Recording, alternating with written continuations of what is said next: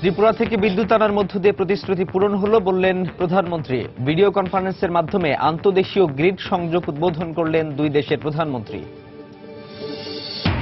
Reserve চুরির ঘটনায় চাকরিচ্যুত হলেন ফিলিপিন্সের রিজার্ভ ব্যাংকের ব্যবস্থাপক মায়া দেগুইতো। পারস্পরিক আইনি সহায়তায় চুরির অর্থ ফিরিয়ে আনা সম্ভব বলছেন অ্যাটর্নি জেনারেল। এবারের শিল্পনীতিকে শিল্প বান্ধব বলছেন ব্যবসায়ীরা। ব্যবসা বান্ধব পরিবেশ নিশ্চিতে শিল্পনীতির সঙ্গে শিল্প আইন জরুরি, মত অর্থনীতিবিদদের। এবং 4 বছরে দুবার রেলের ভাড়া বাড়লেও বাড়েনি যাত্রী সেবা। বিড়ম্বনায় যাত্রীরা, রেল কর্মকর্তাদের দুর্নীতি কারণ বলছেন বিশ্লেষকরা।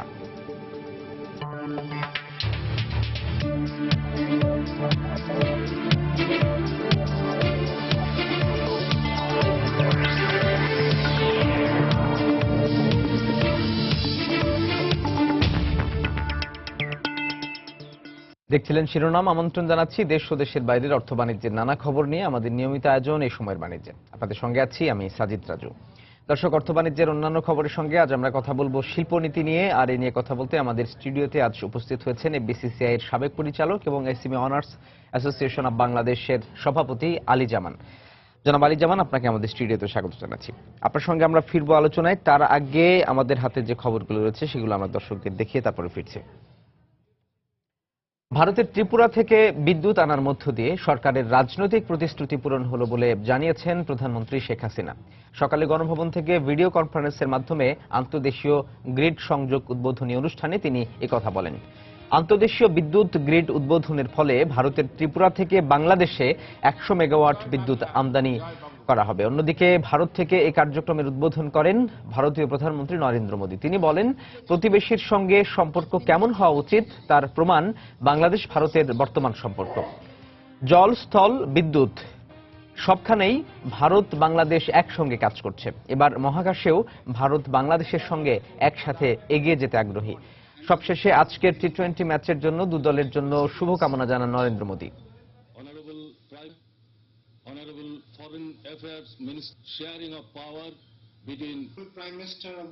এই মুক্তিযুদ্ধ চলাকালীন সময় আমাদের দুই দেশের মধ্যে যে বন্ধুত্বপূর্ণ সম্পর্ক সৃষ্টি হয়েছে তা অটুট রয়েছে এবং বর্তমানে আরো বেশি সুদূর প্রসারী কার্যক্রম করে যাচ্ছে। বাংলাদেশ এবং ভারতের মধ্যে বিদ্যুৎ এবং ব্যান্ডউইথ বিনিময়ের মাধ্যমে আমরা আমাদের পারস্পরিক সম্পর্ক উন্নয়নের ক্ষেত্রে আরেকটি মাইল ফলক সৃষ্টি করলাম। বিদ্যুৎ আমদানি আমাদের জ্বালানি চাহিদা পূরণ করবে। বাংলাদেশ থেকে ব্যান্ডউইথ পাওয়ার ফলে ত্রিপুরা এবং ভারতের উত্তর পূর্বাঞ্চলের রাজ্যগুলোর মধ্যে ডিজিটাল সংযোগ বৃদ্ধি পাবে এবং সেখানকার জনগণের আর্থসামাজিক উন্নয়নেও যথেষ্ট অবদান রাখবে এবং আমাদের বন্ধুত্ব আরো সুদৃঢ় হবে। ত্রিপুরা থেকে বিদ্যুৎ পাওয়ার মধ্যে দিয়ে আমাদের আরেকটি রাজনৈতিক প্রতিশ্রুতি পূরণ করা হলো। এবারের শিল্পনীতিকে শিল্প বান্ধব উল্লেখ করে সময় মতো এর বাস্তবায়ন চান রপ্তানিমুখী শিল্প ব্যবসায়ীরা। আর যুগোপযোগী ব্যবসা করতে নতুন উদ্যোক্তাদের জন্য আরো বড় আকারে ঋণ সুবিধা রাখা উচিত ছিল বলে মনে করেন ক্ষুদ্র ও মাঝারি উদ্যোক্তারা। এদিকে উন্নয়নশীল অর্থনীতিতে ব্যবসা বান্ধব পরিবেশ নিশ্চিতে শিল্পনীতির পাশাপাশি শিল্প আইন জরুরি বলে মনে করছেন অর্থনীতিবিদরা। বিস্তারিত কামরুল হাসান সবুজের রিপোর্টে। বিনিয়োগে প্রণোদনা, সরকারি বেসরকারি অংশীদারিত্বে শিল্প প্রতিষ্ঠা, বিদেশি বিনিয়োগ বান্ধব শিল্প ব্যবস্থাপনা সহ 43টি কর্মপরিকল্পনা অন্তর্ভুক্ত করে গত সোমবার অনুমোদন দেওয়া হয় জাতীয় শিল্পনীতি 2016-র, যেখানে 2021 সাল নাগাদ জিডিপিতে শিল্প খাতের বর্তমান অবদান 40% উন্নীত করার লক্ষ্যমাত্রা নির্ধারণ করা হয়েছে। এরই প্রেক্ষিতে নতুন এই শিল্পনীতিতে জামানতবিহীন ও সিঙ্গেল ডিজিট সুদ হারে ঋণ সুবিধা সহ ক্ষুদ্র, মাঝারি ও কুটির শিল্পের উন্নয়নে 13টি বিষয় অন্তর্ভুক্ত করা হয়েছে। তবে উদ্যোক্তারা বলছেন, ঋণ সুবিধা পেতে বাড়াতে হবে সরকারি নজরদারি। 25 লাখ টাকা দিয়ে তো আমরা একটা এলসিও খুলতে পারি না, তো সেখানে 25 লাখ টাকা দিয়ে একটা বিজনেস কিভাবে একটা স্টেপ আগে যাবে, এই অ্যামাউন্টটাকে যদি জামানতবিহীন যে ঋণটা ব্যাংক করেছে এই জায়গাটাতে যদি নীতিটাকে চেঞ্জ করে, তাহলে আসলেই যারা উদ্যোক্তা আছে তাদের জন্য একটা ফিল্ড তৈরি হবে। Other than that, it is quite impossible to go ahead. এছাড়া উচ্চ অগ্রাধিকার দেওয়া হয়েছে তৈরি পোশাক, আইসিটি, ওষুধ, চামড়া ও চামড়াজাত পণ্য, খাদ্য প্রক্রিয়াজাতকরণ সহ 24টি শিল্পকে। তবে এর সুফল পেতে সংশ্লিষ্টদের নিষ্ঠার সাথে কাজ করার আহ্বান ব্যবসায়ীদের। শিল্পনীতি যেটা করেছে সরকার সেটা অবশ্যই শিল্পবান্ধব। যা যা নীতিতে এখন আছে সেটার ইমপ্লিমেন্টেশনটা যদি ঠিকমতো হয় তাহলে আমরা সামনের দিকে কিন্তু দিন দিন এগিয়ে যেতে পারবো। কিন্তু ইমপ্লিমেন্টেশনের জায়গায় গিয়ে দেখা যায় অনেক সময় যেগুলো নীতিতে থাকে সেগুলো আমরা সবসময় ওই সহযোগিতাটা পাই না। অর্থনৈতিক অঞ্চল, শিল্প পার্ক, ক্লাস্টার ভিত্তিক শিল্পকে অগ্রাধিকার দেওয়া হয়েছে এবারের শিল্পনীতিতে। তবে অর্থনীতিবিদরা বলছেন ঘোষিত সুযোগ সুবিধা নিশ্চিত করতে দরকার শিল্প আইন। উচিত হবে সরকারের এই নীতির ডকুমেন্টটিকে আইনি ডকুমেন্টে উন্নীত করার চেষ্টা করা, যাতে যে সমস্ত কমিটমেন্টগুলো এই ডকুমেন্টে দেয়া আছে সেগুলো যাতে উদ্যোক্তারা পাবার ক্ষেত্রে নিশ্চিত হন। সেটি অভ্যন্তরীণ এবং বিদেশি উদ্যোক্তাদের বাংলাদেশে বিনিয়োগ করবার ব্যাপারে অনেক বেশি আশ্বস্ত করবে। নতুন এই শিল্পনীতিতে স্থানীয় শিল্পের সুরক্ষায় অন্তর্ভুক্ত করা হয়েছে ইন্ডাস্ট্রিয়াল ট্রাইব্যুনাল গঠন করার বিষয়। কামরুল হাসান সবুজ, সময় সংবাদ, ঢাকা। দর্শক, রিপোর্টটি আমরা দেখলাম এবং আমরা আপনাদের আগে জানিয়েছিলাম যে শিল্পনীতি নিয়ে কথা বলতে আমাদের সঙ্গে আজ উপস্থিত হয়েছেন বিসিসিআর সাবেক পরিচালক এবং এসএমই ওনার্স অ্যাসোসিয়েশনের প্রেসিডেন্ট আলী জামান। আমরা ফিরছি তার কাছে। জনাব আলী জামান, শিল্পনীতি ঘোষণা করা হয়েছে এবং আগামী কিছুদিনের মধ্যেই এটা হয়তো মতামত যাচাইয়ের জন্য, পরামর্শের জন্য ছেড়ে দেওয়া হবে। 15 বছর পর শিল্পনীতি প্রণয়ন করা হচ্ছে, এটাকে কিভাবে দেখছেন আপনারা? আসলে শিল্পনীতি অনেক আগেই আমাদের একটা ছিল, আর কি হলো এটা 15 বছর আদতে আর কি হলো লাগার কথা না, নতুন একটা আপডেটেড শিল্পনীতি তৈরি করার জন্য। তবুও আমরা 2015 সালের দিকে এই শিল্পনীতির খসড়াটা আমরা পেয়েছিলাম। তো এইটাকে 2016 নাম দিয়ে মোটামুটিভাবে গত সোমবার ক্যাবিনেট অনুমোদিত হয়েছে। তো আমরা মনে করি যে অনেকদিন পরে পেলেও আমাদের অন্তত একটা নীতিগত চাহিদা যেটা আর কি হলো এই শিল্প স্থাপনের জন্য বা শিল্প পরিচালনার জন্য প্রয়োজন, সেটা আমরা পেয়েছি। নতুন যে শিল্পনীতির কথা এখানে বলা হয়েছে, যেটি প্রণয়ন করা হয়েছে, এখানে আমরা দেখছি যে শিল্পের যে সংজ্ঞা সেখানে পরিবর্তন আনা হয়েছে। এটাকে মানে খুব বড় কোনো পরিবর্তনের আভাস কি আপনারা পাচ্ছেন? দেখেন, এইখানে যে পরিবর্তনটা হয়েছে আর কি হলো যে সেগুলো শিল্পের মধ্যেই ছিল কম বেশি আর কি হলো। সার্ভিস সেক্টরের কিছু অংশও কিন্তু শিল্পের মধ্যে ছিল। এবার যেটা আর কি হলো ইনক্লুড করছে সেটা হলো যে হস্ত কারুশিল্প, সৃজনশীল শিল্প এবং উচ্চ অগ্রাধিকার শিল্প। এখন আপনি একটু আগে যে অগ্রাধিকার খাতটা ছিল সেখান থেকে কিছু শিল্প প্রতিষ্ঠানকে সরিয়ে উচ্চ অগ্রাধিকার দেওয়া হয়েছে। তার মধ্যে আপনি নিজেও দেখলেন আর কি হলো টিভি রিপোর্টিং এর মধ্যে আর কি হলো যে কয়েকটা খাতকে উচ্চ অগ্রাধিকার খাত করেছে। এইটাই মোটামুটি আমাদের নতুন যে সংযোজন যেটা হয়েছে। মানে 24টি যে শিল্পকে আলাদা করা হচ্ছে, মানে এটি করার কারণ কি? মানে এটা করার সুফল আছে কিনা আপনারা বিশ্লেষণ করছেন কিভাবে? কিছুটা হয়তো আছে, কারণ আমরা দেখছি পোশাক শিল্প খাত আছে, এখানে আইসিটি আছে, যেখানে আপনার হলো বেশি পরিমাণ কর্মসংস্থান সৃষ্টি হয় কম পুঁজি বিনিয়োগের মাধ্যমে, এবং যেখান থেকে এক্সপোর্ট আর্নিং হয়, লোকাল ডিমান্ড ফুলফিল হয়, এরকম কিছু শিল্পকে অগ্রাধিকার করলে সেটা কোনো সমস্যার বিষয় না। আপনারা তো পর্যালোচনায় বলছেন যে এটি শিল্প বান্ধব শিল্পনীতি, এইটা আসলে কোন দৃষ্টিকোণ থেকে বলছেন? দেখেন, এই যে শিল্পনীতিটা, এই শিল্পনীতিটা আলটিমেটলি আর কি হলো যতগুলো কথা এর মধ্যে লেখা আছে আমরা কিন্তু সেগুলোই পড়েছি, সেগুলোই শুনেছি, সেগুলোই যাচাই করেছি। যাচাই করার পরে আমাদের মনে হয়েছে যে এর ভিতরে যে লেখাগুলো আছে সেই লেখাগুলো মোটামুটি যথার্থ আছে, এবং সেগুলো যদি বাস্তবায়িত হয় তাহলে বাংলাদেশের শিল্পের যে উন্নয়ন বলি আমরা আর কি হলো সেটাতে আর কি হলো যে যথেষ্ট ভূমিকা পালন করবে। এখন কাগজে আছে, বাস্তবে যদি এটা না হয় তাহলেই হয়ে যাবে সমস্যা। কারণ এইখানে এই শিল্পনীতিটার সঙ্গে সম্পর্কিত অনেকগুলা মন্ত্রণালয় এবং বিভাগ জড়িত, রাষ্ট্রের বিভিন্ন অর্গান জড়িত, এমনকি প্রধানমন্ত্রী সচিবালয় পর্যন্ত জড়িত। যেমন বাণিজ্য মন্ত্রণালয় জড়িত, অর্থ মন্ত্রণালয় জড়িত, আইসিটি মন্ত্রণালয় জড়িত, অনেকগুলো মন্ত্রণালয় এর সঙ্গে আর কি হলো জড়িত আছে। এদের মধ্যে যদি একটা ভালো সমন্বয় সৃষ্টি না হয় এবং এইখানে এই শিল্পনীতিটা বাস্তবায়ন করার জন্য সেই সমন্বিত পদক্ষেপগুলো যদি না হয় তাহলে কিন্তু আমাদের অবস্থা কিন্তু আগের মতোই হবে। আমরা যে তিমিরে সেই তিমিরেই থেকে যাব। এই জন্য আমাদের দাবি হলো এই, যতটুকু কথা এখানে লেখা হয়েছে সেটাকে আমরা শিল্প বান্ধব বলছি এবং এটা বাস্তবায়ন করার জন্য আমাদের দাবি। আপনাদের কি কোনো সংশয় আছে কিনা বাস্তবায়নের ক্ষেত্রে? কোনো কিছু কিছু রকম সংশয় তো আছেই। একটু ব্যাখ্যা করে বলবেন কি? যেমন আপনার হলো এইখানে বিশেষ করে আমাদের যে আপনার হলো স্মল এন্ড মিডিয়াম সেক্টর আর কি হলো, জি। এইটা আজকে সারা পৃথিবীব্যাপী শিল্পায়নে হোক বা অর্থনৈতিক কর্মকাণ্ডে হোক গুরুত্বপূর্ণ ভূমিকা পালন করছে এবং অনেক সময় আমরা যে পরিসংখ্যানটা পেয়েছি সেখানে দেখেছি ৮০ থেকে ৮৫% জিডিপিতে কন্ট্রিবিউশন এই স্মল মিডিয়াম সেক্টরের। এর মধ্যে কিন্তু আপনার হলো বিজনেস এন্টারপ্রাইজও আছে এবং সার্ভিস সেক্টরও আছে। সেই হিসেবে ৮০ থেকে ৮৫% মোটামুটি ভাবে আমরা ধারণা করি যে স্মল মিডিয়াম সেক্টরে আছে। এখন এই যে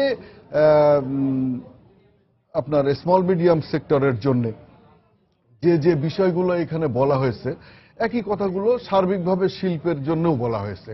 যেমন এইখানে এবার কিছু প্রণোদনার কথা বলা হয়েছে, যে প্রণোদনার মধ্যে বলা হচ্ছে যে নিরবিচ্ছিন্ন বিদ্যুৎ সরবরাহ থাকবে, প্রয়োজনীয় গ্যাস সরবরাহ থাকবে, পর্যাপ্ত জ্বালানি সরবরাহ থাকবে। এখন এইটা তো আমাদের একটা মারাত্মক দাবি এবং সেই দাবিটা আমাদের কোনো ব্যক্তিগত দাবি নয়, এটা জাতীয় স্বার্থেই দাবি। পরিবেশ বান্ধব শিল্প কারখানা এবং এই প্রতিষ্ঠানগুলো যারা আপনার রিনিউয়েবল এনার্জি ব্যবহার করে তাদের আপনার হলো বিশেষ সুবিধা দেওয়া হবে। এখন সব থেকে বড় প্রশ্ন হলো যে রিনিউয়েবল এনার্জিটা আমাদের কস্ট ইফেক্টিভ হচ্ছে না, কারণ প্রাথমিক এখানে যে পুঁজি বিনিয়োগ তার এগেনস্টে যে রিটার্ন পরবর্তীতে হয়তো এটার আপনার হলো মূল্য হয়তো কমে আসতে পারে, কিন্তু আলটিমেটলি প্রাথমিক যে পুঁজি এবং সেই পুঁজির বিপরীতে যে কস্ট অফ ফান্ড কস্টটুকু সেটুকু তো বিয়ার করতে গেলে আমাকে তো অ্যাডজাস্টমেন্ট করতে হবে পণ্যের মূল্যের সঙ্গে আর কি হলো। সেইটার ক্ষেত্রে একটা সমস্যা যেমন আছে আর কি হলো। তারপরে বলছে যে আন্তর্জাতিক মানসম্পন্ন পণ্য যদি আর কি হলো আমরা বানাতে চাই আর কি হলো, এবং যদি আমরা কোনো আমদানি বিকল্প পণ্য বানাতে চাই সেখানে আমাদের ইনসেন্টিভ দেবে আর কি হলো। এখন এই আন্তর্জাতিক মানসম্পন্ন পণ্য তো আমার একদিনে হবে না, এখানে রাষ্ট্রেরও কিছু আপনার হলো সহযোগিতার ব্যাপার আছে। যেমন আন্তর্জাতিক মানসম্পন্ন পণ্য যদি আমরা যদি ম্যানুফ্যাকচারিং ইন্ডাস্ট্রিজের পণ্যের কথা যদি বলি আর কি হলো, তো সেই পণ্যের মান বাড়াতে গেলে সরকারের বিভিন্ন অর্গানের সহযোগিতার প্রয়োজন হবে, তার মধ্যে বুয়েটের সহযোগিতার প্রয়োজন হবে, বিটাকের সহযোগিতার প্রয়োজন হবে। এই সমস্ত জায়গাগুলোতে আমাদের একটু খোলামেলা এবং উন্মুক্ত জায়গা করতে হবে। আরেকটা জিনিস বলতেছে যে ইপিজেড এলাকাতে যে যে ফ্যাসিলিটিস গুলো ওই সমস্ত প্রতিষ্ঠানগুলো পায় ক্ষেত্র বিশেষে কেস টু কেস বেসিসে এটা বাইরেও এটা দেবে। সব থেকে বড় যে জিনিসটা বলতেছে আর কি হলো যে দেশি বিদেশি যে কোনো ধরনের বেসরকারি বিনিয়োগ সমান সুযোগ সুবিধা পাবে আপনার হলো সরকারি শিল্পের সঙ্গে। এইটা একটা খুব মারাত্মক কথা, হ্যাঁ, এবং এইটা আমরা প্রচন্ডভাবে অ্যাপ্রিসিয়েট করি, কিন্তু এইটা আমরা বিগত বছরগুলোতে আমরা বাস্তবায়িত দেখিনি। সবসময় বেসরকারি খাতের প্রতি কম বেশি, বিশেষ করে স্মল মিডিয়াম সেক্টরের প্রতি একটু বিমতাসুলভ আচরণ করা হয়েছে। এবার তো বলা হয়েছে যে নতুন শিল্পনীতিতে স্থানীয় শিল্পের সুরক্ষার জন্য সেটাতে হচ্ছে ইন্ডাস্ট্রিয়াল যে ট্রাইব্যুনাল সেটা গঠনের কথা, প্রস্তাবনার কথা বলা হয়েছে এখানে। তো নিশ্চয়ই সেই ক্ষেত্রে স্থানীয় শিল্প সুরক্ষা পাবার ব্যাপারে সরকারের অন্যরকম একটা মনোযোগ নিশ্চয়ই থাকবে। স্থানীয় শিল্প কার সঙ্গে হলো সুরক্ষা? এটা কি আমদানি যে পণ্যের সঙ্গে সুরক্ষা, নাকি মাল্টিন্যাশনাল কোম্পানিগুলোর একচ্ছত্র তিমির মতন আর কি হলো মানে হলো যেটা বলি আমরা আর কি থাবা, তার বিপরীতে মানে হলো টিকে থাকার সুবিধা? এখন এইখানে দেখেন আপনি একটা মাল্টিন্যাশনাল কোম্পানি আর কি হলো এইখানে যে ধরনের সুযোগ সুবিধাগুলো পাচ্ছে আর কি হলো, আমার একটা স্মল মিডিয়াম সেক্টর কিন্তু সেটা কিন্তু পাচ্ছে না। মানে এই ক্ষেত্রে আরো ব্যাখ্যা, আরো কিছু ব্যাখ্যা এবং ট্রাইব্যুনালের ফাংশনটা কি হবে, তার জুরিসডিকশনটা কি হবে, আমাকে কি কম বেশি প্রোটেকশনের সুযোগ সুবিধা থাকবে কিনা আর কি হলো। কারণ তারা 3% ইন্টারেস্টে বাইরের থেকে লিবর রেটে আর কি হলো আপনার হলো ফান্ড পাচ্ছে, আমার সেখানে অনেক বেশি রেটে আমাকে ফান্ড নিতে হচ্ছে। তাদের বিশাল বিজ্ঞাপনের বাজেট আছে, হ্যাঁ, আমার মানে হলো ওদের বিজ্ঞাপনের বাজেটের হয়তো 100 ভাগের 1 ভাগ আমাদের হয়তো টোটাল ইন্ডাস্ট্রির আপনার হলো ভলিউম। জি। তো সেক্ষেত্রে আমাকে সুরক্ষা দেওয়ার কি ব্যবস্থাটা থাকবে আর কি হলো, এই বিষয়গুলো ট্রাইব্যুনালকে আমাকে আর কি হলো নিশ্চিত করতে হবে। ক্ষুদ্র এবং মাঝারি উদ্যোক্তা যারা আছেন আপনারা, তাদের পক্ষ থেকে বলা হচ্ছে বড় আকারে ঋণ সুবিধা রাখার কথা, এবং একই সঙ্গে আমরা দেখছি যে ঋণ সুবিধা পেতে বা সরকার নজরদারির কথা বিভিন্ন যারা অ্যানালিস্ট আছেন, অর্থনীতি বিশ্লেষক, তারা বলছেন। এই বিষয়গুলো নিয়ে কথা হলো যে আপনাদের পক্ষ থেকে দাবি করা হচ্ছে যে বড় আকারে ঋণ সুবিধা রাখা উচিত ছিল এই শিল্পনীতিতে, এবং সিঙ্গেল ডিজিট যে ঋণের কথা বলা হয়েছে, এটি নিয়ে তো আসলে অনেক দিন ধরেই কথা হচ্ছিল। ব্যাংকগুলোর সাথে কতটা সমন্বয় করা হচ্ছে এই শিল্পনীতিতে? এই সুবিধা পেতে হলে আগে তো এই ধরনের একটা সিদ্ধান্তে আসতে হবে, একটা সমঝোতায় আসতে হবে। দেখেন আর কি হলো, আমাদের যে এসএমই খাত, সেই এসএমই খাতের আমাদের তিনটে সিরিয়াস ধরনের আপনার হলো সমস্যা আছে। একটা হলো কোয়ালিটি প্রোডাক্ট তৈরি আর কি হলো করার জন্য যে আমাদের যে অবকাঠামোগুলো আর কি হলো সেগুলো ঘাটতি আছে, এবং এই যে পণ্যগুলো আমরা তৈরি করলাম সেই পণ্যগুলোর বাজারজাতকরণের আর কি যে ব্যবস্থা, সেটা একটা বড় আকারের সমস্যা আমাদের আর কি হলো এসএমই গুলোর জন্য আছে। এবং সব থেকে বড় যে সমস্যা সেটা হলো যে সহজ শর্তে অল্প সুদে এসএমই খাতের জন্য আর কি হলো যে ঋণ পাওয়া। দেখেন আপনার ব্যাংক এবং ফাইন্যান্সিয়াল ইনস্টিটিউটগুলোই মূলত আর কি হলো যে এসএমইর ঋণ দেয়।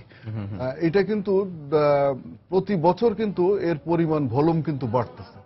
গত বছর এটা ছিল আর কি হলো আপনার 1,03,000 কোটি টাকা আপনার ভলিউম, আর এবছর সেটা নতুন যে মনিটারি পলিসি হয়েছে সেখানে এসএমই খাতের ঋণের টার্গেট করা হয়েছে 1,13,500 কোটি টাকা। এখন প্রশ্ন হলো যে এই অর্থটা প্রকৃত এসএমই গুলোর কাছে কতটুকু বন্টন হচ্ছে, সেইটা কিন্তু একটা ব্যাপার। আর দ্বিতীয় কথা হলো কতটুকু শর্ত এর সঙ্গে প্রয়োগ করা হচ্ছে। 3 নম্বর হলো যে এর জন্য যে সুদ নেওয়া হচ্ছে। এইখানে এই তিনটে জায়গাতেই কিন্তু আমরা কিছু শুভঙ্করের ফাঁকি দেখতেছি আর কি হলো। আপনি যদি অন্য সবগুলো বিষয় বাদ দেন আর কি হলো যে গত বছর 1,03,000 কোটি টাকার মধ্যে অনলি 941 কোটি টাকা নারী উদ্যোক্তাদের দেওয়া হয়েছে, এবং এইটার জন্য একটা আলাদা প্রণোদনার ব্যবস্থা কিন্তু বাংলাদেশ ব্যাংকের থেকে আর কি হলো থাকে। তারপরেও 9% ইন্টারেস্টে অনেক মহিলা আর কি হলো বলতেছে, কারণ যেটা টোটাল ডিসবার্স ঋণ আর কি হলো তার কিন্তু 1%-ও নিচে এইটা আর কি হলো। এখানে নারী উদ্যোগের কথা শিল্পায়নের মধ্যে, শিল্পনীতির মধ্যে অনেক বড়ভাবে লেখা হয়েছে। এখন মনে করেন যে আমরা যে জিনিসটা চাচ্ছি সেটা হলো যে সহজ শর্তে আপনার হলো এসএমই খাতের জন্য ঋণ সুবিধাটা আর কি হলো দিতে হবে। আমাদের অতিরিক্ত টাকার দরকার নেই। বাংলাদেশ ব্যাংকের এটা সহ 13টা বিষয় অন্তর্ভুক্ত করা হয়েছে এবারে শিল্পনীতিতে, হ্যাঁ সেটা তো আছেই, যাতে জামানতবিহীন এবং সিঙ্গেল ডিজিটের সুদে যাতে ঋণ দেওয়া হয়। দেখেন জামানতবিহীন কথাটা কিন্তু এক ধরনের আর কি হলো, কেন এই কথাগুলো বলে না, খুব বড় আকারের জামানত কিন্তু এখানে আছে। কারণ আপনার কোলাটেরাল যদি নাও নেওয়া হয় আর কি হলো, সম্পদ যদি না হয় কোলাটেরাল সিকিউরিটি, সেখানে কিন্তু পার্সোনাল গ্যারান্টি কিন্তু নেওয়া হয় এবং অ্যাডভান্স চেক নেওয়া হয়। আপনার একটা ইন্ডাস্ট্রি যদি আপনার হলো ঋণ যদি মানে হলো ফেরত না দিতে পারে আর কি হলো, তার মামলাটা হয় অর্থঋণ আদালতে। আর এসএমই খাতের এই ঋণ কিন্তু যেহেতু চেক নেওয়া হচ্ছে না, এনআই একটা মামলা করা হয়। এবং আপনি দেখেন আমার কাছে এই ফাইন্যান্সিয়াল স্টেবিলিটি অ্যাসেসমেন্ট রিপোর্ট একটা আছে বাংলাদেশ ব্যাংকের সর্বশেষ, এবং সেখানে বলতেছে যে বিগ সেক্টরগুলোর যে আপনার নন পারফর্মিং লোন সেখানে 12.41%, সেখানে কিন্তু এই স্মল সেক্টর 1.43%, মানে খুবই কম, খুবই কম। নন পারফর্মিং লোন নেই বললেই চলে। তাহলে তারপরেও কেন বলা হচ্ছে যে এদেরকে মানে কোলাটেরাল ছাড়া দেয়া হয়, এদের ঋণ দেয়া ঝুঁকিপূর্ণ? এছাড়া কিন্তু আরো একটা ব্যাপার আছে যেটা আপনি নিজেও জানেন, যে প্রভিশনিং সিস্টেম, যেখানে আপনার হলো সর্বনিম্ন প্রভিশনিং সিস্টেম, যেখানে ঝুঁকির মাত্রা সর্বনিম্ন হওয়ার কারণে 0.25% হলো স্মল সেক্টরের জন্য, আর যেখানে সর্বোচ্চ ঝুঁকি কিন্তু যেখানে আছে সেখানে কিন্তু 4% পর্যন্ত প্রভিশন রাখতে হয়।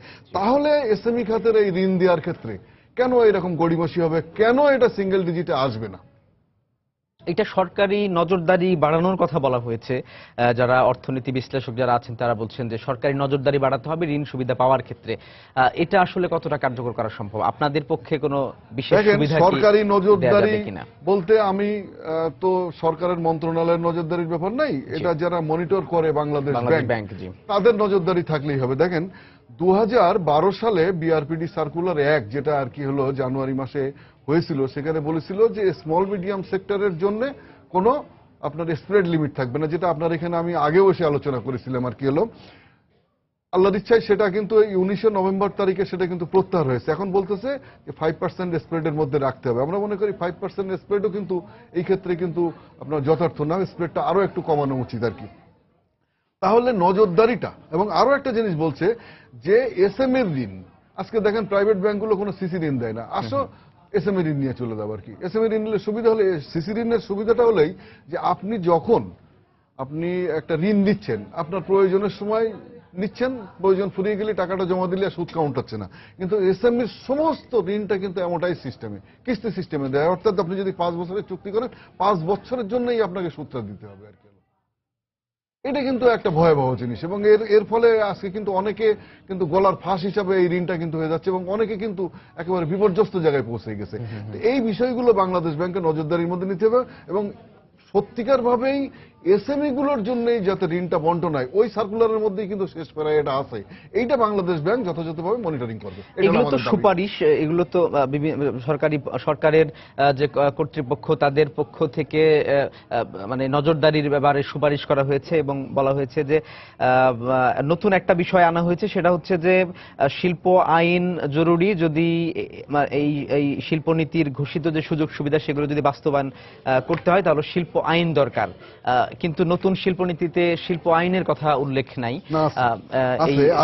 আইনটা জি আছে আছে এখানে দেখেন ভূমিকার মধ্যেই কিন্তু শুরুতেই কিন্তু বলা আছে যে আপনার হলো এই যে নীতিটা মূলত কি জন্য, কৌশল কর্মপরিকল্পনা নির্ধারণ এবং নীতিগত সহায়তা প্রদানের জন্য। ভালো কথা, এখানে কিন্তু মূল ভূমিকা হবে পরিষ্কার লেখা আছে সংশ্লিষ্ট শিল্পায়ন বিধিমালা এবং নীতিমালা প্রণয়ন করা।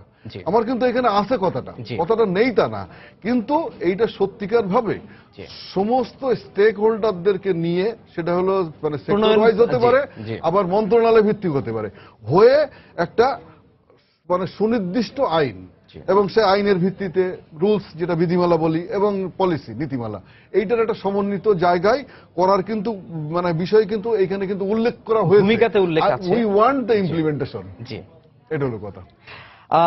ঠিক আছে, নতুন শিল্প আইন আসলে কতটা হবে এবং আপনাদের পরামর্শ একটি কথা আমি রাজু ভাই আপনার উদ্দেশ্যে একটু বলতে চাই যে দেখেন এইখানে কিন্তু এবার একটা দারুণ কথা এই শিল্পনীতির মধ্যে বলা হয়েছে, সেটা হলো যে বিশেষ স্কিম হিসাবে আপনার হলো এই বিশেষ করে স্মল মিডিয়াম সেক্টরের প্রোডাক্টগুলোর জন্য ওয়ান ভিলেজ ওয়ান প্রোডাক্ট, যেটা থাইল্যান্ডে ইমপ্লিমেন্টেড হয়েছিল, এবং আজকে থাইল্যান্ড 10-15 বছরের মধ্যে এইটার বাস্তবায়নের মাধ্যমে আজকে থাইল্যান্ড কিন্তু শিল্পোন্নত রাষ্ট্রে প্রায় পরিণত হতে যাচ্ছে।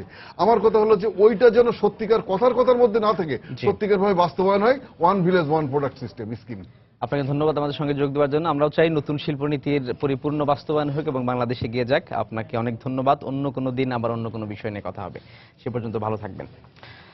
দর্শক, কথা বলছিলাম শিল্পনীতি নিয়ে। আমাদের সঙ্গে আজকে আলোচনায় যোগ দিয়েছিলেন বিসিসিআই সাবেক পরিচালক এবং SME owners association of Bangladesh সভাপতি আলী জামান। ফিরছি অন্য খবরে। পারস্পরিক আইনি সহায়তার আওতায় রিজার্ভ ব্যাংক থেকে চলে যাওয়া অর্থ ফিলিপাইন থেকে ফেরত আনা সম্ভব বলে মনে করেন রাষ্ট্রের সর্বোচ্চ আইন কর্মকর্তা অ্যাটর্নি জেনারেল মাহবুবে আলম। তবে এর আগে অবশ্যই বাংলাদেশ এবং ফিলিপিন্সের অপরাধীদের শনাক্ত করে আইনের আওতায় আনতে হবে। সরকার চাইলে অ্যাটর্নি জেনারেল কার্যালয়ে ফিলিপাইন থেকে টাকা ফিরিয়ে আনার প্রক্রিয়া শুরু করবেন বলেও জানিয়েছেন অ্যাটর্নি জেনারেল মাহবুবে আলম। আফজাল হোসেনের রিপোর্ট। গত 5 ফেব্রুয়ারি যুক্তরাষ্ট্রের federal reserve bank of new ইয়র্কে বাংলাদেশ ব্যাংকের রিজার্ভের অর্থ থেকে $10,10,00,000 শ্রীলঙ্কা ও ফিলিপিন্সে সরিয়ে নেয় হ্যাকাররা। এর মধ্যে শ্রীলঙ্কায় পাচার হওয়া $2 কোটি উদ্ধার করা সম্ভব হলেও ফিলিপিন্সে থাকা বাকি অর্থ উদ্ধারের চেষ্টা করছে বলে জানিয়েছে বাংলাদেশ ব্যাংক।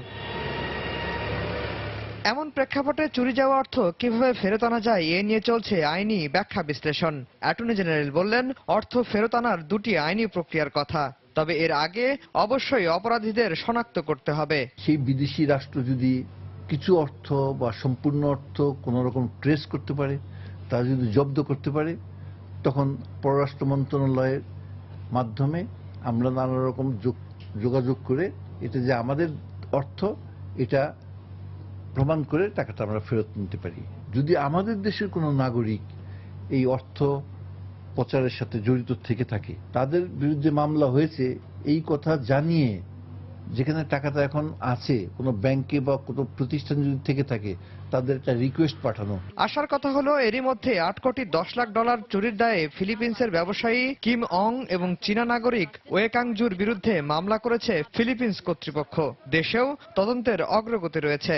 অ্যাটর্নি জেনারেল জানান সরকার চাইলে এখনই আইনি এ প্রক্রিয়া শুরু করতে চান তিনি। আন্তর্জাতিক আইনের এটা তারা প্রত্যেকটি রাষ্ট্রই কিন্তু এই সমস্ত অনুরোধে সাড়া দেয়, আমরাও সাড়া দিয়েছি। ফর্মাল রিকোয়েস্টটা যাবে অ্যাটর্নি জেনারেল অফিস থেকে, এখানে অন্যান্য এজেন্সি ইনভলভ থাকবে। পারস্পরিক আইনি সহায়তার আওতায় এর আগে বাংলাদেশে পাচার হওয়া টাকা যুক্তরাষ্ট্রকে ফেরত দেওয়া হয়েছে বলেও জানান তিনি। আফজাল হোসেন, সময় সংবাদ, ঢাকা। এদিকে বাংলাদেশ ব্যাংকের রিজার্ভের টাকা চুরির ঘটনায় জড়িত থাকার অভিযোগে চাকরিচ্যুত হলেন ফিলিপিন্সের রিজার্ভ ব্যাংকের জুপিটার শাখার ব্যবস্থাপক মায়া দেগুইতো। এছাড়া তার সহকারী অ্যাঙ্গেলা টোর্টসকেও একই অভিযোগে বরখাস্ত করা হয়েছে। রিজার্ভ ব্যাংকের লিগ্যাল ডিপার্টমেন্টের প্রধান ম্যাসেল ফার্নান্দেজ এস্তাভিলো এক বিবৃতিতে এই বিষয়টি নিশ্চিত করেছেন। এতে বলা হয়, ব্যাংকের বিভিন্ন দলিলপত্র বিকৃতি ও ব্যাংকিং নীতি লঙ্ঘন করায় এই দুই কর্মকর্তাকে বরখাস্ত করা হয়েছে। ব্যাংকের অভ্যন্তরীণ তদন্ত কমিটির কাজ শেষ হওয়ার পর তাদের বিরুদ্ধে যথাযথ ব্যবস্থা নেওয়া হবে বলেও জানানো হয় বিবৃতিতে। এছাড়া আগামী সপ্তাহেই মায়া ও টোর্টসের বিরুদ্ধে মামলা করা হবে। বাংলাদেশ ব্যাংকের 8 কোটি 10 লাখ ডলার রিজার্ভ চুরির ঘটনায় ব্যাংকটির সাবেক গভর্নর ডক্টর আতিউর রহমানের ফোন পাওয়ার পর ঘটনা তদন্তে দ্রুত কাজ শুরু হয় বলে দাবি করেছেন ফিলিপিন্সের anti money laundering council AMLC সচিবালয়ের নির্বাহী পরিচালক জুলিয়া বেকে অ্যাবাদ। গতকাল এক সংবাদ সম্মেলনে এশিয়ায় ব্যাংকিং খাতে সবচেয়ে বড় অর্থ পাচারের ঘটনা তদন্তে ধীরগতির কথা অস্বীকার করে এই দাবি করেন তিনি। অ্যাবাদ জানান, গত 12 ফেব্রুয়ারি আরসিবিসি সন্দেহজনক লেনদেন চিহ্নিত করে। এর আগের দিন বাংলাদেশ ব্যাংকের গভর্নর AMLCর চেয়ারম্যান আমান্দো টেটাঙ্কোকে ফোন করে এই অর্থ চুরির বিষয়ে অবহিত করেন। এরপরই অ্যান্টি মানি লন্ডারিং কাউন্সিল জোর তদন্ত শুরু করে।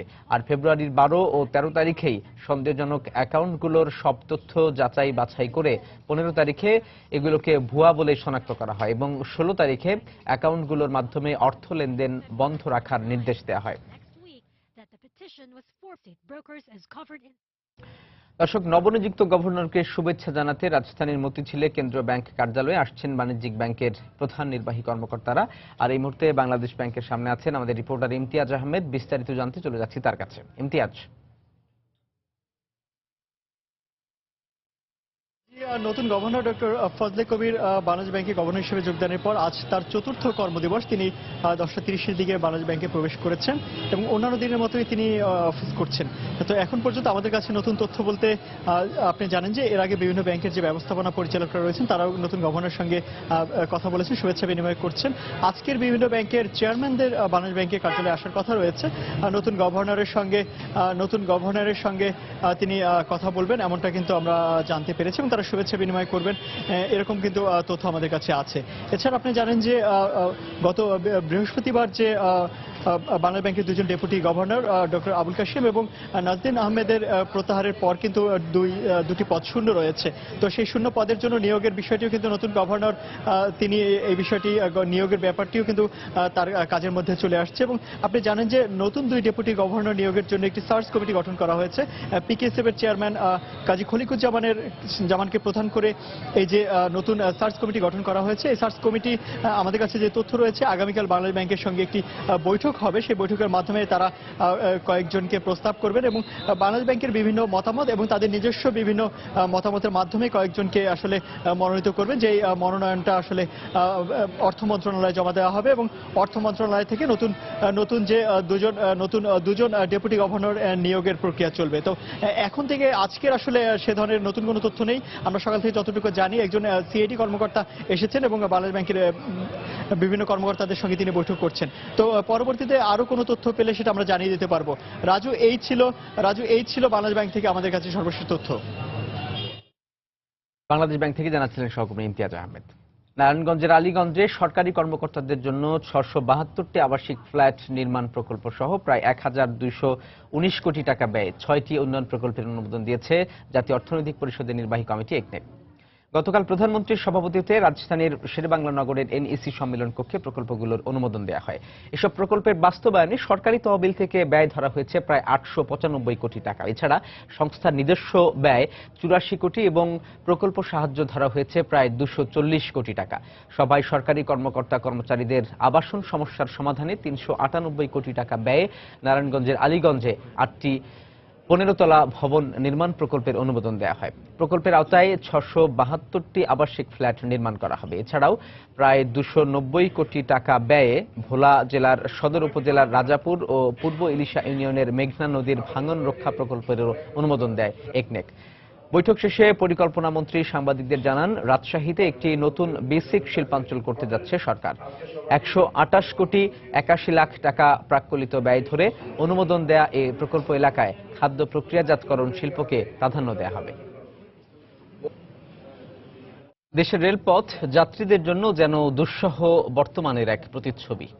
উন্নত বিশ্বের সেবার দিক দিয়ে যখন জনপ্রিয়তার শীর্ষে পৌঁছেছে রেল ব্যবস্থা, বাংলাদেশে তখনও 73% যাত্রী নামমাত্র সেবাও পাচ্ছেন না।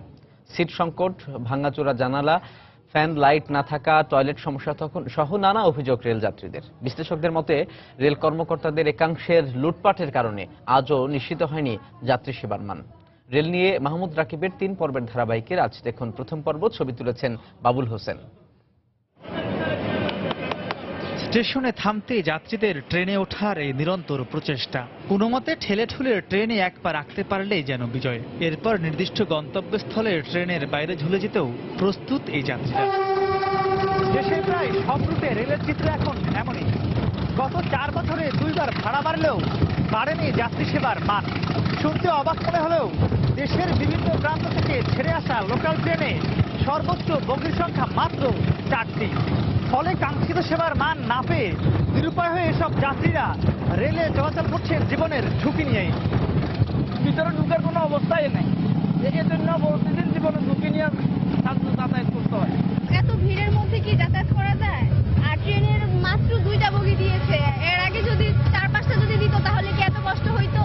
ট্রেনে কোনো টাইমের শিডিউল নাই। 35 টাকার সেবাটাই তো 45 টাকা। এখানে তো সেবার মানটা তো আর বাড়ানো হয় নাই। সিট ছেঁড়া, ভাঙ্গা, টয়লেটে যাওয়া যায় না, দুর্গন্ধ, তারপরে ময়লা, পানি নাই। ফ্যান এবং লাইটের যে কানেকশনগুলো, ওগুলোর অবস্থা খুবই খারাপ।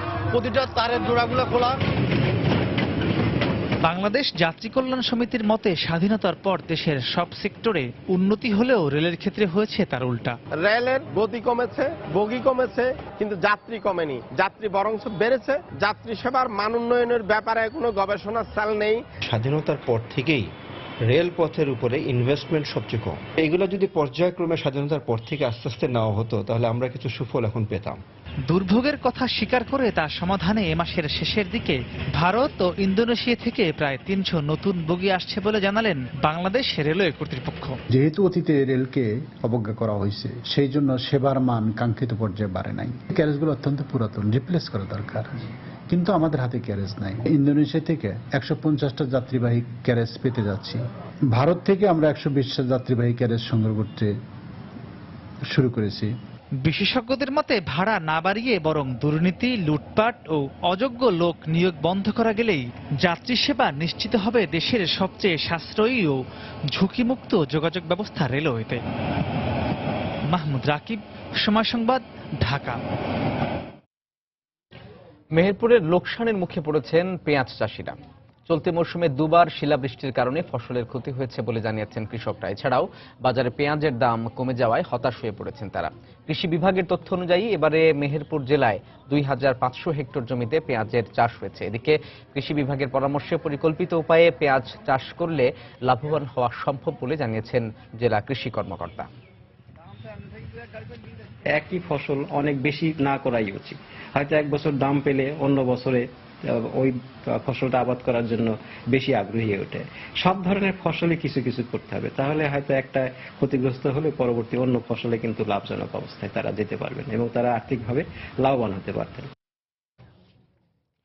প্রতিযোগিতার বাজারে টিকে থাকতে তৈরি পোশাক শিল্পকে সবুজ শিল্পে পরিণত করতে হবে। গতকাল তৈরি পোশাক মালিকদের সংগঠন বিজেএমইএ ভবনে আয়োজিত এক সেমিনারে এসব কথা বলেছেন বিশেষজ্ঞ ও উদ্যোক্তারা। সেমিনারে সবুজ শিল্পায়নে বিভিন্ন বিষয় সম্পর্কে গুরুত্বপূর্ণ আলোচনা করেন সংশ্লিষ্টরা। এ সময় কারখানা ও পণ্যের মানোন্নয়ন করে রপ্তানি বাজার ধরার উপরও গুরুত্ব দেওয়া হয়। আর পণ্যের প্রতিযোগিতামূলক মূল্য নির্ধারণের ক্ষেত্রে উন্নত প্রযুক্তি ব্যবহারে কর্মীদের দক্ষতা বাড়ানোর দিকে নজর দেওয়ার পরামর্শ দেন দেশি বিদেশি আলোচকরা। সেমিনারে বিশেষ অতিথি ছিলেন কানাডিয়ান হাই কমিশনার বেনোয়েট পিয়েরে লার্মে। তো এবার দেশের বাইরের অর্থ বাণিজ্যের খবর।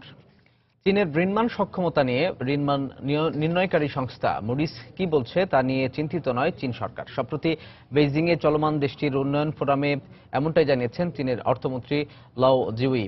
এ সময় তিনি আরো বলেন, মুডিস চীনের ঋণমান সক্ষমতা কমিয়ে ঋণাত্মকে নিয়ে গেলেও চীনা অর্থনীতি এখনো এতটা নেতিবাচক পর্যায়ে পৌঁছায়নি। সংস্থাটির ঋণমান নির্ণয়ের বিষয়ে বিশ্বাসযোগ্যতার ব্যাপারে তিনি বলেন, গ্রিসের অর্থনৈতিক সংকট যখন চরমে ছিল তখন গ্রিসের ঋণমান সক্ষমতা চীনের চেয়ে বেশি ছিল।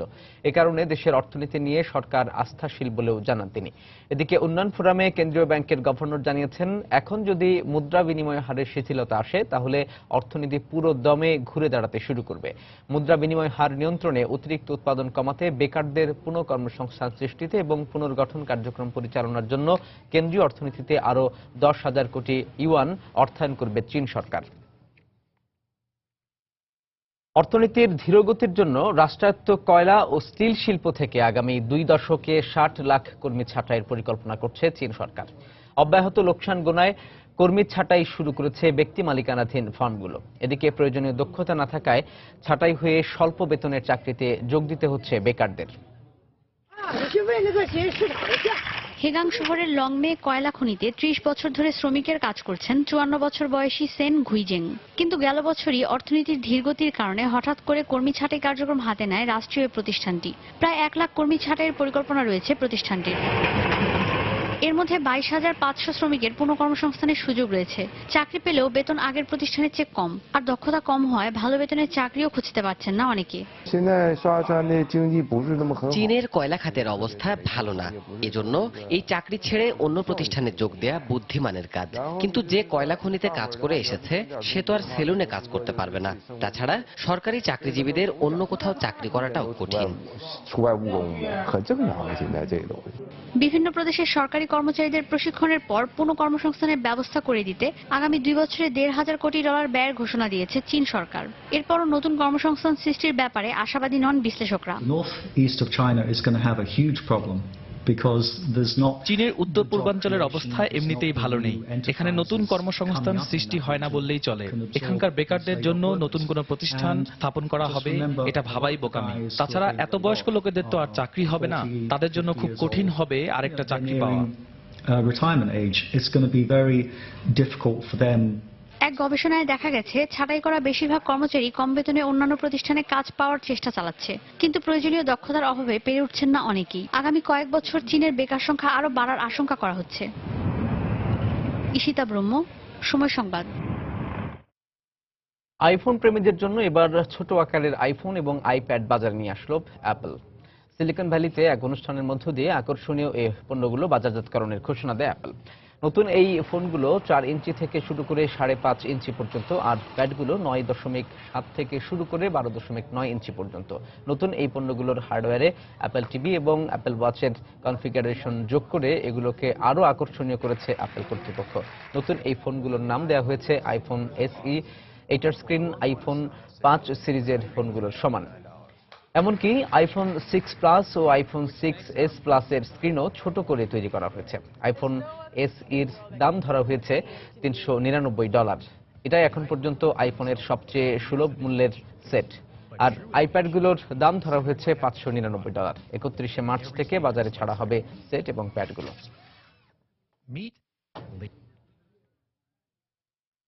দর্শক, এবার জানিয়ে দেব ঢাকা স্টক এক্সচেঞ্জ ডিএসসির লেনদেন পরিস্থিতির খবরাখবর। চলে যাচ্ছি ডিএসসির অফিসিয়াল ওয়েবসাইট dscbd.org-তে। গত দিনের চেয়ে আমরা দেখতে পাচ্ছি যে ডিএসসির যে 3টি সূচক সেটি গত দিনের মতোই অনেকটা নিম্নমুখী প্রবণতার মধ্যে দিয়ে লেনদেন শুরু করে আজকে সকালে। এখন পর্যন্ত লেনদেন পরিস্থিতির যে অবস্থা তাতে দেখতে পাচ্ছি ডিএসসির 3টি সূচক XS এবং 30 ইন্ডেক্স 3টি কিছুক্ষণ আগ পর্যন্ত নিম্নমুখী ধারায় ছিল। এখন কিছুক্ষণ আগে ডিএসসি ডিএসসির যে সরিয়া ইন্ডেক্স সেটি ঊর্ধ্বমুখী যে সূচকে এখন অবস্থান করছে, আর ডিএসসির যে প্রধান সূচক এক্স সেটি 2 পয়েন্ট কমে এখন সূচকের অবস্থান 4407 পয়েন্টে, আর ডিএসসির 30 ইন্ডেক্স সেটিও নিম্নমুখী এবং এখন অবস্থান করছে 1763 পয়েন্টে, আর ডিএসসির যে সরিয়া ইন্ডেক্স সেটি এখন অবস্থান করছে 1068 পয়েন্টে। 221 কোটি টাকার লেনদেন হয়েছে এখন পর্যন্ত ডিএসসির যে ঢাকা স্টক এক্সচেঞ্জ ডিএসসিতে। এখন পর্যন্ত যে লেনদেন হওয়া কোম্পানিগুলোর মধ্যে 52টি কোম্পানির শেয়ার এবং মিউচুয়াল ফান্ডের দাম বেড়েছে, কমেছে 68টি কোম্পানির, এবং অপরিবর্তিত রয়েছে 33টি কোম্পানির শেয়ার এবং মিউচুয়াল ফান্ডের দাম। শীর্ষ 20-এ যে কোম্পানিগুলো আছে সেগুলোর মধ্যে শুরুতেই 1 নম্বরে অবস্থান করছে dragon sweater and spinning limited. Keya cosmetics রয়েছে 15 টাকা 20 পয়সা দর নিয়ে 2 নম্বর স্থানে। আমান ফিড রয়েছে 75 টাকা 80 পয়সা দর নিয়ে 3 নম্বর স্থানে। 4 নম্বর স্থানে দেখতে পাচ্ছি জাহিন স্পিনিং মিলস, এটি 24 টাকা 40 পয়সা দর নিয়ে। বিএসআরএম লিমিটেড এটি 175 টাকা দর নিয়ে অবস্থান করছে 5 নম্বর স্থানে। ইস্টার্ন হাউজিং লিমিটেড রয়েছে 6 নম্বর স্থানে, আর 7 নম্বর স্থানে রয়েছে যে কোম্পানিটি সেটি হচ্ছে ন্যাশনাল ফিড মিলস লিমিটেড। শীর্ষ 20-এর 7 নম্বর স্থানে অবস্থান করছে এই কোম্পানিটি। 8 নম্বর স্থানে 59 টাকা 50 পয়সা দর নিয়ে অবস্থান করছে এমারেল্ড অয়েল ইন্ডাস্ট্রিজ লিমিটেড। 9 নম্বর স্থানে শীর্ষ 20-এর 9 নম্বর স্থানে অবস্থান করছে Bangladesh submarine cables company limited 10 নম্বর স্থানে, এবং ওরিয়ন রয়েছে 9 নম্বর স্থানে। শীর্ষ 20-এর মধ্যে এই 10টি কোম্পানি শীর্ষ 20-এ আজকে অবস্থান করছে লেনদেনের। এই ছিল মোটামুটি ঢাকা স্টক এক্সচেঞ্জ ডিএসসির সর্বশেষ খবরাখবর। দর্শক, আবারও জানিয়ে দিচ্ছি এই সময়ের বাণিজ্যের শিরোনামগুলো। ত্রিপুরা থেকে বিদ্যুৎ আনার মধ্য দিয়ে প্রতিশ্রুতি পূরণ হলো, বললেন প্রধানমন্ত্রী। ভিডিও কনফারেন্সের মাধ্যমে আন্তঃদেশীয় গ্রিড সংযোগ উদ্বোধন করলেন দুই দেশের প্রধানমন্ত্রী। রিজার্ভ চুরির ঘটনায় চাকরিচ্যুত হলেন ফিলিপিন্সের রিজার্ভ ব্যাংকের ব্যবস্থাপক মায়া দেগুইতো। পারস্পরিক আইনি সহায়তায় চুরির অর্থ ফিরিয়ে আনা সম্ভব, বলছেন অ্যাটর্নি জেনারেল। এবারের শিল্পনীতিকে শিল্প বান্ধব বলছেন ব্যবসায়ীরা।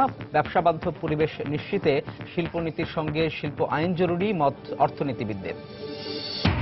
এবং 4 বছরে 2বার রেলের ভাড়া বাড়লেও বাড়েনি যাত্রী সেবা, বিড়ম্বনায় যাত্রীরা। রেল কর্মকর্তাদের দুর্নীতি কারণ, বলছেন বিশ্লেষকরা। এই ছিল এ সময়ের বাণিজ্যে। যে কোনো খবর পেতে ভিজিট করুন সময় নিউজ.tv আর সঙ্গে থাকুন সময়।